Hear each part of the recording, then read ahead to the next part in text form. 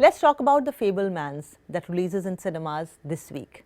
Guilt is a wasted emotion, says Mitzi, played by Michelle Williams, to the son who is grappling with the newly known truth that his father was not the only man in his mother's life.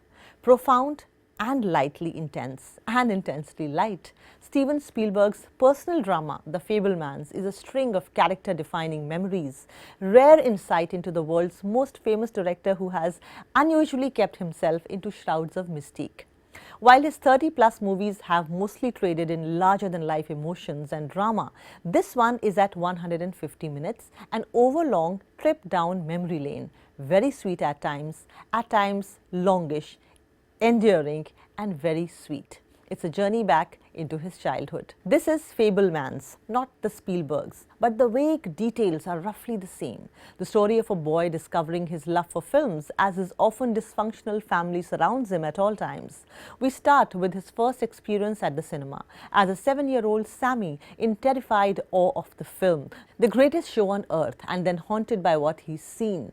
Determined to recreate the train crash that has filled his nightmares, to control and understand his fear, he begins a journey of home movies, both encouraged by his parents. In this movie, Steven deals with the trauma of depression, bullying, anti-Semitism, divorce and infidelity, yet never seems that dramatic here through his lens. The Fabelmans are a middle-class Jewish family living in various cities in the middle of the 20th century.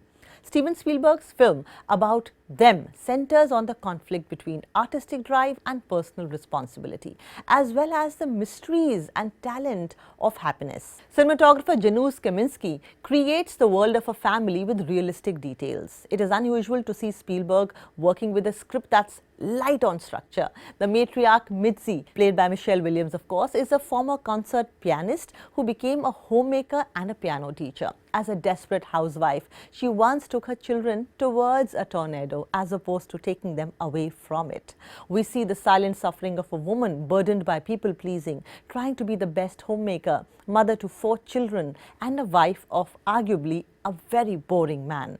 She is indeed the cherry on the cake here. She is the prism from which or through which the story is told, and the person who makes Steven Spielberg the man that he is. From an early age, Sammy figures out that a camera can be used not merely to tell stories and make pretty pictures, but win friends, manipulate enemies, woo prospective romantic partners, glamorize and humiliate, show people a better self that they could aspire to become, shield the artist against hurt during painful times and memories, smooth out or obstruct the truth, and blatantly lie sometimes. He also uses the camera to have a silent conversation with his mother about the man she truly loved, and that was not his father.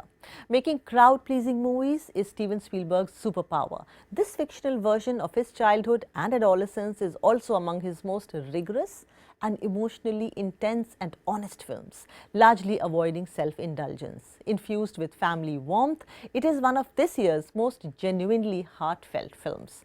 The sharply drawn screenplay by Spielberg and Tony Kushner, his frequent collaborator on films including Lincoln and West Side Story, allows us to know the characters without telling us what to think, deftly feeding us information in vividly realistic family scenes. It's a movie that draws you closer to your childhood memories and reconnects us too with the watershed moments of our life that made the person who we are.